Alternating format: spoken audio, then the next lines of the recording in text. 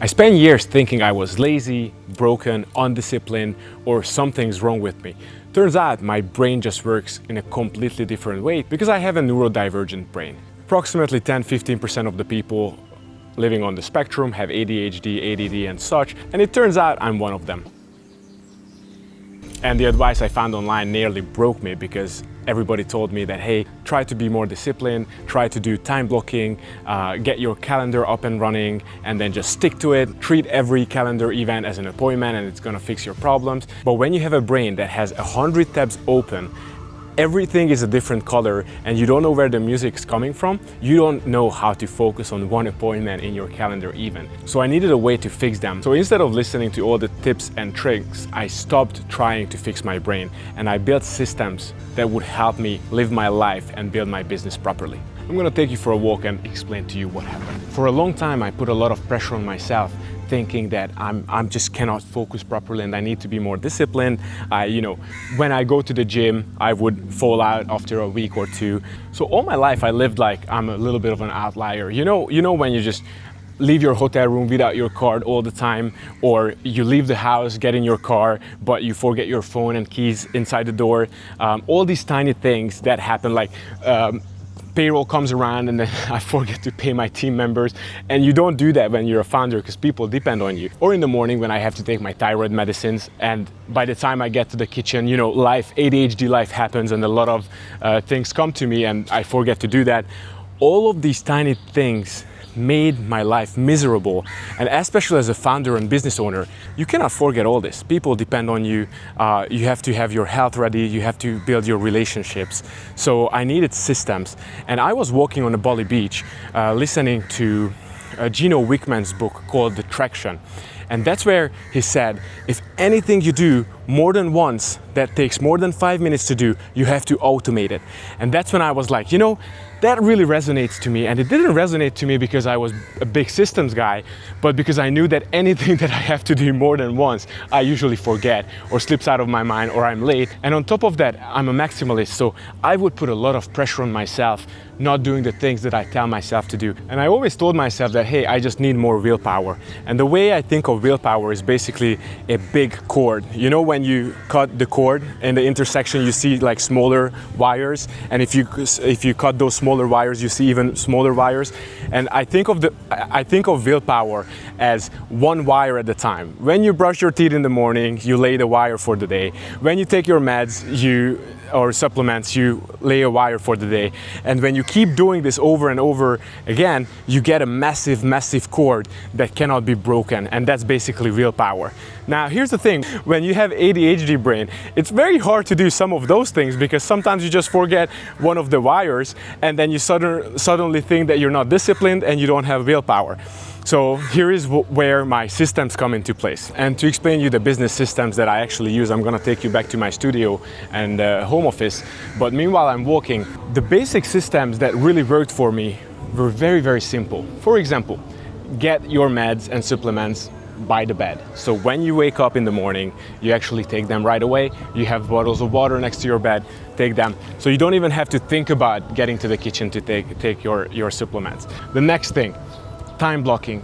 Everybody talks about time blocking, that hey, have theme-based days. That's really cool. I have to record this video in the morning because if I record videos in the evening, the day already has happened and I will not be able to get into the creative mode. So I do use time blocking for certain areas of my life, like content. Content has to be the first thing in the morning after breakfast and a morning walk, because that's when I get my creative juices flowing. But what I realized that most of the time blocking does not work for me because just because it's in the calendar, I'm such a freedom fighter, I sometimes don't allow my calendar to tell me what to do.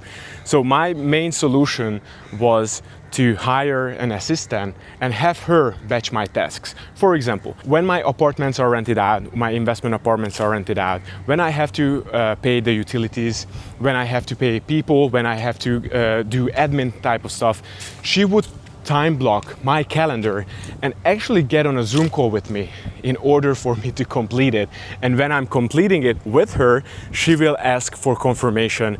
Is the money sent? I have to send her the screenshot that, okay, the payroll has been sent to people. When I have to pay utility fees, okay, I have to send a screenshot, the utility fees have been sent. When I have to send the invoices, well, or she has to send the invoices, even she makes me check her to make sure that everything is done within the business. And it feels like sometimes I felt like I'm retarded, but hey, if it works, it's not retarded. So now every week we have admin calls. And previously I would procrastinate for days or weeks to do some very simple task out of the way. Now I know when we have an admin call, everything will get done. And my amazing assistant Judy will manage to help me with that. There's a famous businessman in Hungary that I follow and like, and he said that your brain is not meant to be used for storing items like, oh, the baby stroller, need to get bread, go shopping, do this, do that. Like, your brain is not a storage. You're not supposed to be storing stuff in it. Your brain knows how to retrieve tasks and how to retrieve data and information. So you have to systemize that data at one certain point or in a file system, especially if you're a business owner, and then your brain will remember where to find the data, but it's not for storing. And let me show you how I actually do that file system for my company and what allows me to find everything in my life. As someone running a digital agency, I had to understand where every SOP and where every file lives on my computer or on my team's drive or cloud. And the way I systemize it is the following. You have 5 main folders in your computer or inside your company's file system. One is the delivery. Inside this, you have all the client folders that you're using. Each of the client folders have the respective files and the respective, assets of your clients. The second one is going to be growth. This is where you store everything related to your products. This is where you store your marketing items. This is where you store everything that is related to your growth. The third one is operations. Inside operations, you will have subfolders like finance, legal, HR, everything that's related to your operational tasks. And the third one is process library. Inside your process library, you will have your SOPs, your handbooks, your guidelines, and everything that's required for you to store as a documentation to run your company.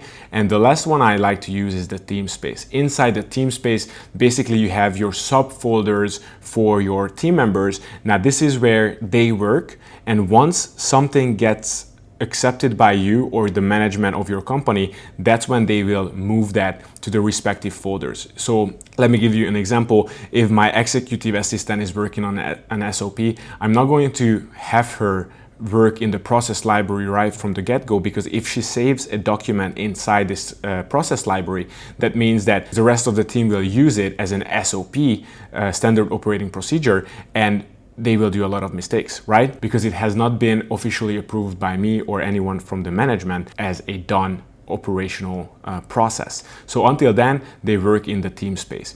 Now, this is a very basic file system that helps me and my ADHD brain to systemize everything, because now I know where any of my documents live. This is basically how I use my agency's second brain. Another simple system that we're using inside the calendar is that everything must be in the calendar. If it's not in the calendar, it's not happening. And how do we use the calendar? Now, if I put something in the calendar for myself, sometimes I don't take it seriously. And that was a huge problem. So I had to start color coding and have a system around actually getting things done. So my color coding is super simple.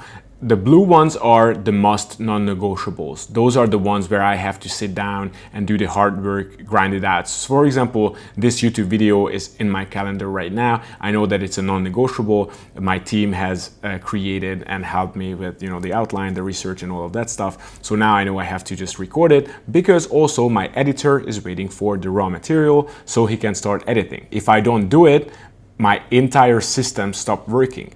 So I force myself into my systems and I make people dependent on me and on my work, because I can execute under pressure. It's a very interesting way to solve this problem, but it's been working for me. Another color that I'm using is the green. Green means if I create an event and I set it to green, it's either a personal meeting or an occasion I have to go to. So I have to leave my desk to go to the green meetings. And the orange ones are usually the ones that are online. And when I create those online meetings, because I would forget to send a Zoom link or a Google Meet link, when I add, let's say, an example event, I automatically have the Zoom meeting button in here. So when I add the guests to my calendar event and make it a Zoom meeting, everybody gets the meeting link right away. It gets into my calendar and gets populated into everybody's calendar. Now, most of the time my assistant would do this, and then I'll just check my calendar and what are the things I have to do. And I know based on the colors, what is it that I must do? What is it that I have to move for? And if I have to move for it, I always have a little time before it so I can actually get to the place that I'm going to.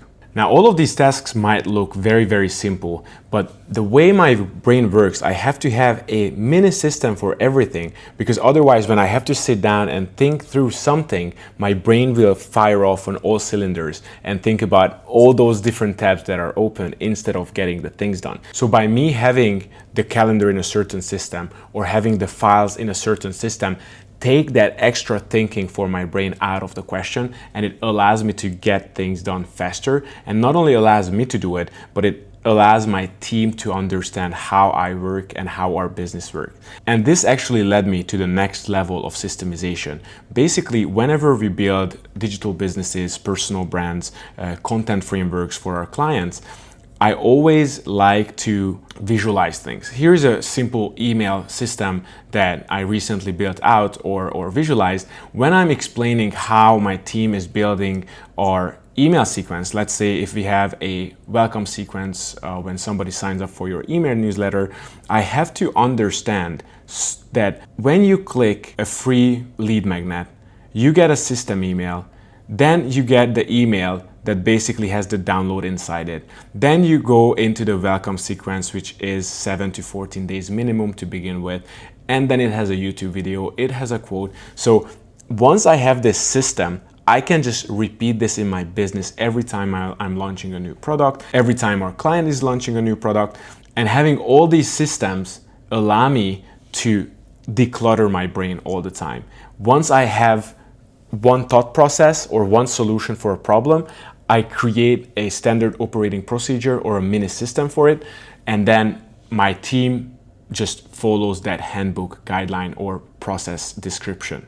Because what I learned from Nico Wickman in the Traction book is that once you do it more than once and once you do it for more than 5 minutes, that can be automated. And basically these systems allow me to automate it. And it was just recently that I went to a psychiatrist to get myself checked for ADHD, because I didn't want to have the ADHD label on me. I didn't want to have that tag or that title that, oh yeah, I have ADHD, and I would never want to use that as an excuse for anything in life, basically. But what I discovered was not really surprising now looking back. He gave me a self-reporting ADHD test, like the one you see on the screen, and surprise, surprise, every single one of my answers was the far right very often. So it turns out that I actually had ADHD the whole time, but because I never wanted to get labeled as an ADHD person, I built all these systems before even being aware that I have a neurodivergent brain. Only then did I realize that the same brain that cannot do repetitive tasks sees systems everywhere. And going back to my analogy regarding willpower, it also made me realize that systems make me scale while willpower doesn't necessarily last. Because my ADHD brain is an amazing architect, but it's a very, very bad employee. So after 12 years of being an entrepreneur and putting a lot of pressure on myself for not being focused, not being disciplined enough, I actually stopped looking at these problems or challenges as a problem for me and stopped putting pressure on myself